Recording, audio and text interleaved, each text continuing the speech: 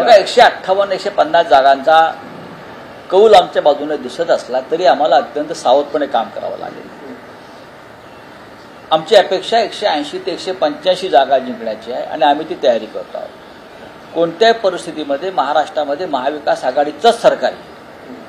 आम्ही जेव्हा म्हणत होतो की महाराष्ट्रामध्ये आम्ही 30-31 जागा जिंकू तेव्हा समोरचे लोक हसत होते.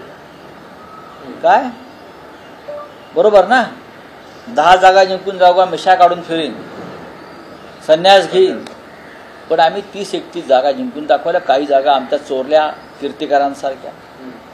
आता आम्ही 35 पर्यंत जात होतो.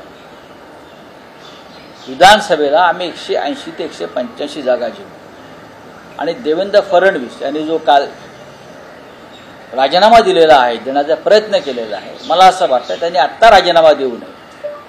त्यांनी त्यांच्या पदावर राहावं आणि निकालानंतर त्यांना जावंच लागणार आहे तेव्हा त्यांना कोणी थांबवणार नाही.